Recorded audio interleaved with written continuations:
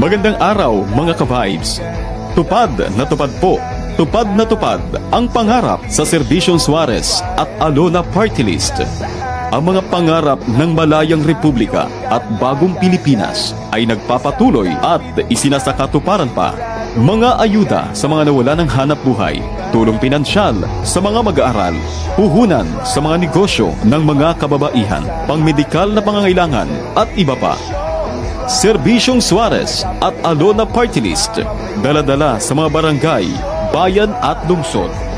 Mga proyektong pang-infrastruktura gaya ng FMR o ang Farm to Market Roads, covered courts, mga barangay centers, patubig, pailaw, tulong pinansyal sa mga kooperatiba at samahan, ospital at health facilities. Serbisyong Suarez at Alona Party List. Serbisyong Suarez at Alona Party List.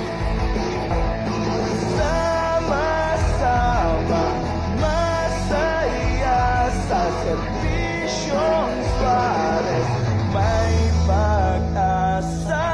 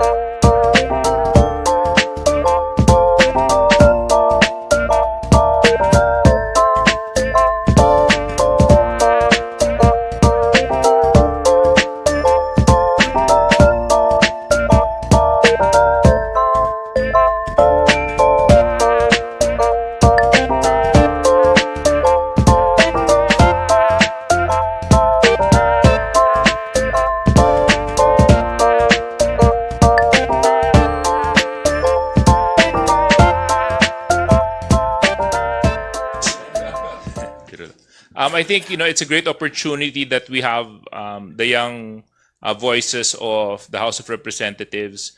Oftentimes we hear the more veterans of the House, but what we need to also accept is that a large number of the composition of the House of Representatives now are first-time legislators, and a lot of them are very young, full of dynamism, full of enthusiasm, full of innovation, and integrity is very much intact. And it's very important for us as a nation to hear their advocacies and to listen to their opinions when it comes to issues that concern the nation. So it's indeed a pleasure to have them in the press briefing, and I'm sure in the next few days to come, a lot more voices coming from the different sectors of the House of Representatives will be heard. So maraming salamat. Well, I think he hurt a lot of congressmen, definitely 100%, especially the privileged speech that was delivered yesterday. Hindi tama yung ginawa niyang pagmamaliit sa mga miyembro ng mababang kapulungan. Hindi tama nung sinabi niyang district representatives lang kayo, party list lang kayo, at kami nationally elected kami. Hindi po tama yon. especially we're in a bicameral system of the legislative branch wherein we're both co-equal. I guess my young guns are a little bit kinder than myself. Ako, ang motto ko na lang pagdating sa mga senadors, we will never forget. Okay, just a follow-up question. I'm Melalas Mars from PTV4. Just a follow-up question about charter change. Actually, for DS Suarez po sana, but other congressmen can also answer. Kahapon po kasi sa ating press conference, nanawagan na rin yung House leaders na imbes na World War, manaig na nga at magkaroon na ng healthy and democratic discussion. Sabi nyo nga po, let love rule. Pero ang nangyayari po kasi, sa ngayon nga, tuloy pa rin, even sa Senate plenary, meron pa rin message about sa House at kumbaga ay tuluyan pa rin yung mabibigat na salita. Para sa inyo, kailan po kaya natin to nakikitang mahihinto at given na isang buwan na lang ay mag-break na, Holy Week break na ang Kongreso, sa tingin nyo, kayang-kaya pa rin naman pong itong maipasa itong RBH 6 naman sa dalawang kapulungan ng Kongreso? Well, I can't speak on behalf of the Senate when it comes to how quickly they can do their work. But I can speak on behalf of the House because this is what I am a member of. When it comes to productivity, in absolute terms, the House has delivered in all SONA legislative measures, in all LEDAC requirements, and in every legislative action that has been asked of us by the executive. So when it comes to efficiency and productivity, undoubtedly, unquestionable ang House dyan. Ngayon, sa bahagi ng Senado, it's mixed signals eh. SP Mig said matatapos nila before Holy Week. Now, sinasabi ni Senator Angara, baka October. Tapos may ibang senators na nagsasabi na wag daw mamadaliin. So, we really can't hold on to a definitive timeline when it comes to how soon the Senate can act on RBH 6. That's why I'm asking the media to please ask them what is their timeline. If you were with us yesterday at narinig nyo yung paliwanag ni Congressman Joey Salceda at saka ni Congresswoman Stella Kimbo, the numbers speaks for itself. The Philippines is now 8th from the last of 10 countries. So how long do we have to wait before we actually realize there's so much work that needs to be done para maipasa natin tong RBH 6? At saka the passage of the RBH 6 is just one step. After we do the RBH 6, we're going to have to move with having a plebiscite. Then after we have a plebiscite, we're going to have to operationalize the Constitution by enacting laws. And I'm telling you, aabutin na tayo ng midterm elections. Pagkatapos nun, may bagong set of congressmen, may bagong set ng senators na darating. Baka ma-operationalize natin to, masyadong dulo na sa term ng ating Pangulong Bongbong Marcos. That's why ang panawagan ko sa Senado, and we have been very consistent since January when we've been having this press conference, do your work and do your work fast because time is not on our side. And neither are the other countries in the world and the businesses and the investors. They are not going to wait for the Philippines. We need to make sure that the gates are open for them to come in. It's the youth of the nation who's asking for statesmanship. It's the youth of the nation who's asking for interparliamentary courtesy. It's the youth of the nation who's asking to actually work and move forward.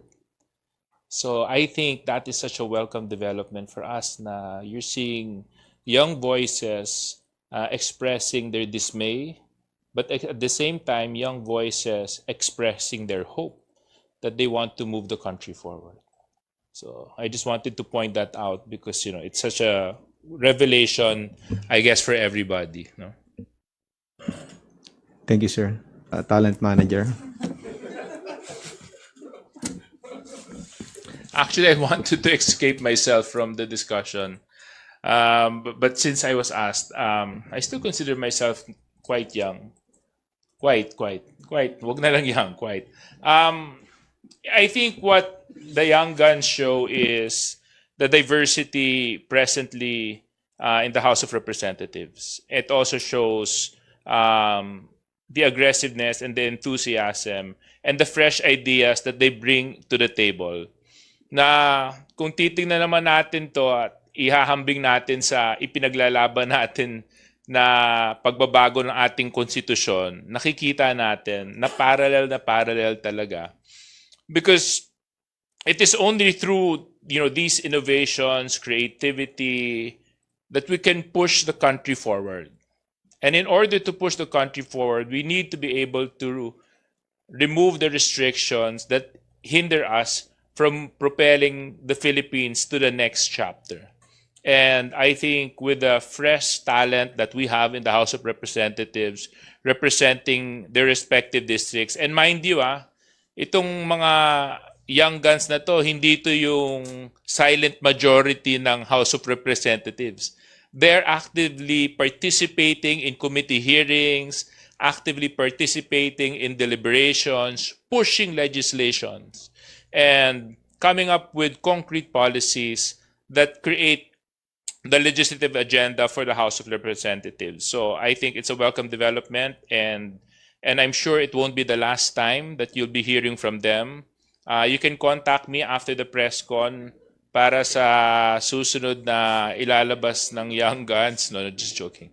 But I will make it a more regular engagement because there are other Young Guns and other younger members of the House that would like to express their opinions as well. No?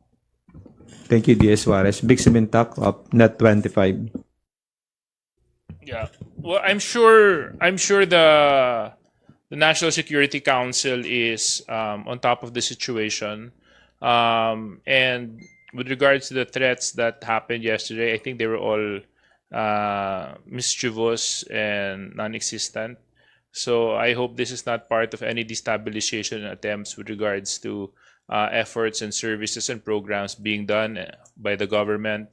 But we can't comment on that. Siguro antayin na lang natin na yung proper department at ahensya at kalihim ang magbigay ng komento tungkol po doon. No? Well, it's gonna take so much time. Really, I mean, if they plan to go around and do a road show, there are a lot of ways of saying you're in favor and you are not. So I hope this is not one way that they're saying that they're not in favor, no? Kasi maliwanag naman yung mensahe ni Presidente last week. He is for charter amendments, specifically on economic provisions. And this does not need any delay on the part of the Senate, on the part of the House. So, tama si Congressman D. They can invite. They can do 2-3 hearings every week if they want to.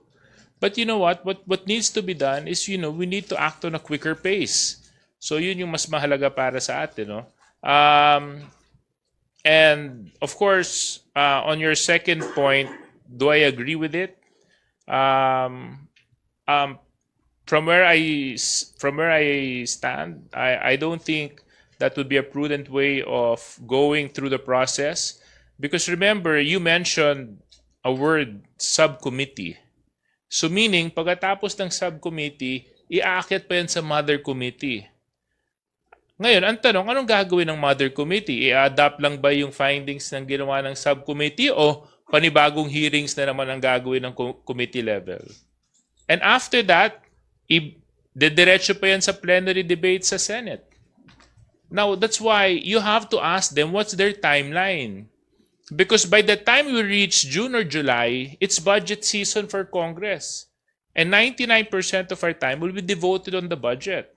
So when is our window to actually get this whole charter amendments operationalized? It's within these few months before we hit SONA. So kaya ako talaga pagdating sa Senado,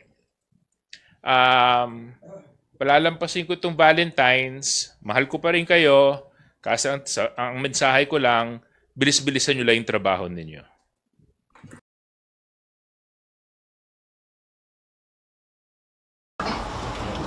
Can you just add to what Congressman Elder mentioned? With regard to sa tanong mo, I think it's also part of hastening the process. So as we all know, the Senate is conducting their own hearings, and we felt that it is also proper that the House will also conduct its own hearings. Yun na rin naman po yung mensahe ng ating Pangulo na dapat magkaroon ng healthy debate and discussion about charter amendments. So here in the House of Representatives, it is the intention of us as authors of the said resolution to foster healthy debate and discussion para mas maintindihan ng mga mamamayan at ng ating mga kababayan kung bakit nararapat ito para sa ating bansa at kung bakit naayon na po ito sa kanila. And in addition, we also have to look into the window of opportunity to actually tackle this. Kasi pagpasok po natin ng kalahati ng taon, zona na yon, ang susunod na tatalakayin na ng House is the budget for 2025, where 99% of our attention will actually be focused on that. So if we are Feb now, March, April, May, June, July, we have more or less 3 months, 4 months of legislative time to actually tackle this. So I do hope that once the bill hits the plenary, action would be taken na mapag-usapan to sa pinaka-mabilis,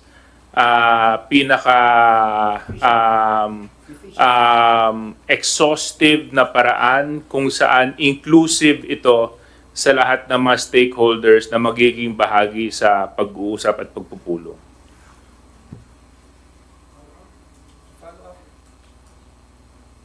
Dagdagan ko lang yung sinabi ni Madjo, no? So, tama yung sinabi ni Madjo Manix that ang dulo naman nito is plebiscite.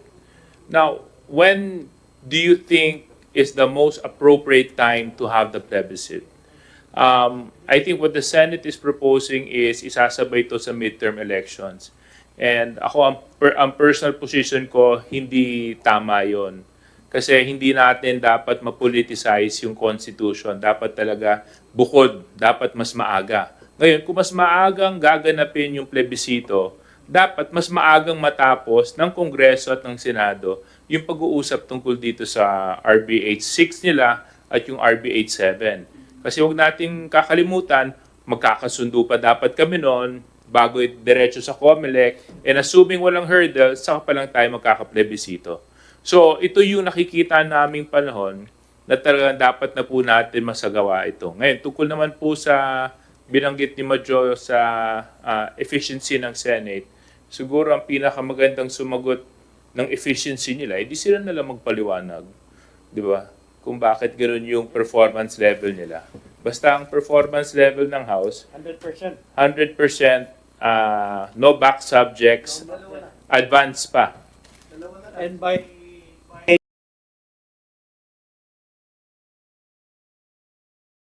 And if I may add, Madjo, one advantage of the Committee of the Whole is everybody gets to participate in the discussions. As opposed sa isang committee hearing, tulad ng sinabi ng ating majority leader, yung mga miyembro lang muna ang magdi-discuss. So given the gravity of the topics to be discussed, given that we will be discussing, debating on amendments of the Constitution, we thought that it would be fit that everybody should participate. All 309 members of Congress participate, and let us open the doors to everybody's ideas, opinions, suggestions, topics, violent reactions, if there may be, just so that we can show that there is indeed truthful discussion from all sectors, from all regions, from all districts, from all provinces, represented by their respective congressmen duly elected by their constituents.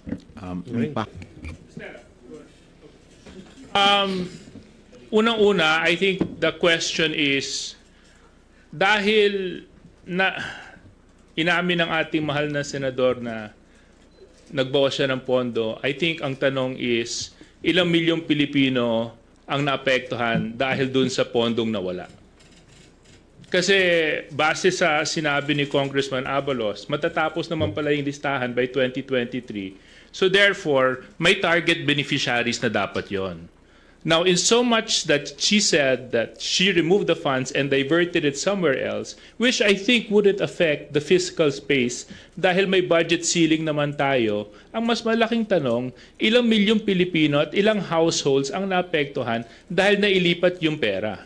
At mukhang hindi lang yata nung 2023 nangyari ito. Yeah, and I don't know if my reaction would be right. Maybe JC can correct me kasi 4-piece representative si JC. So, yung sinasabi na hindi magagamit yung pondo, kaya inilipat sa iba, hindi naman ibig sabihin na matatapos yung paggamit ng pondong yun sa 2023. Pwede naman yun, ipagpatuloy pa rin yung paggamit sa 2024.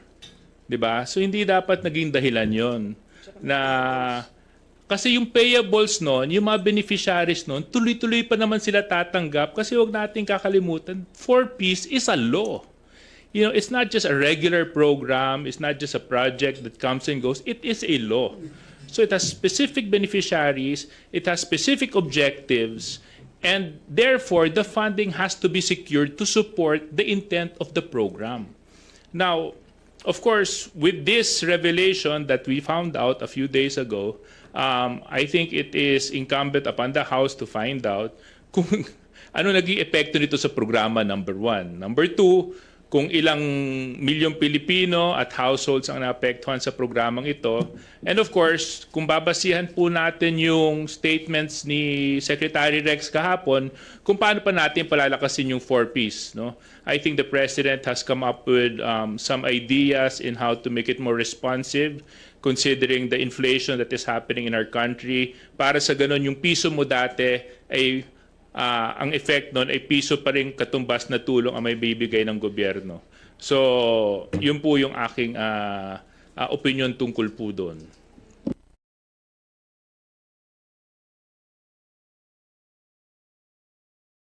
Ganito po magmahal si Kong Ana.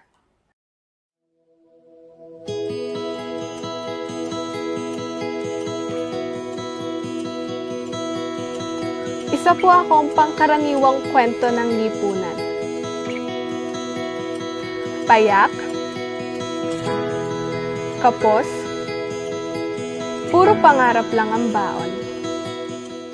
Ako po si Zaira B. Oranday, 20 years old, BSA 3rd year accountancy student from Kalayan Educational Foundation Incorporated. Actually po, hindi po ako familiar talaga sa meron pong assistance na binibigay yung Alona, and hindi ko po ina-expect na meron pa po talagang mga public servant na yun po agad-agad po na may hear out yung request ng isang mamamayan po na meron nga po katulad po dito sa sitwasyon ko po. Hindi ko po ina-expect na agad-agad po magre-reply si Ma'am Ana.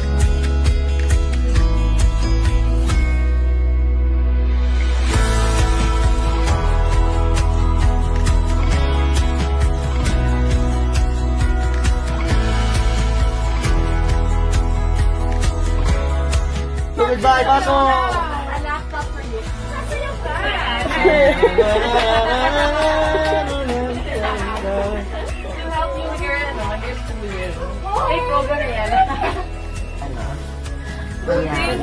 Yes, help you journal. Huli. Kasama natin isang bag para sa atin.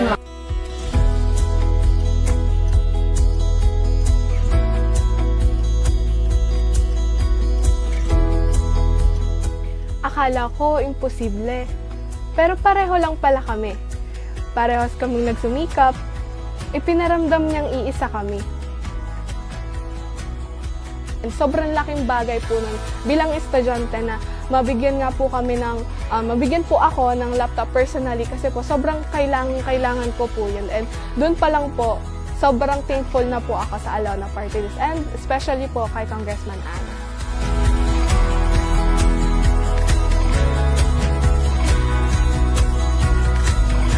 Kong Ana, dahil sa pagmamahal mo, inilapit niyo po ako sa aking pangarap. Ganito po magmahal si Kong Ana.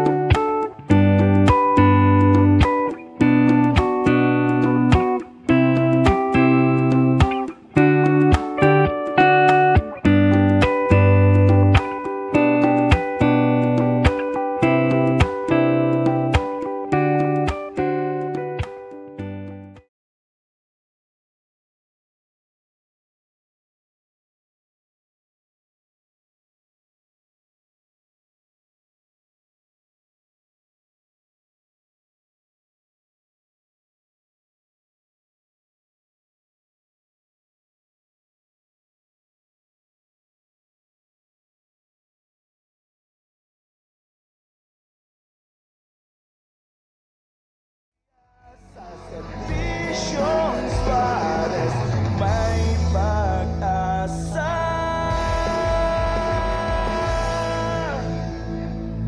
This is your favorite music radio. 94.9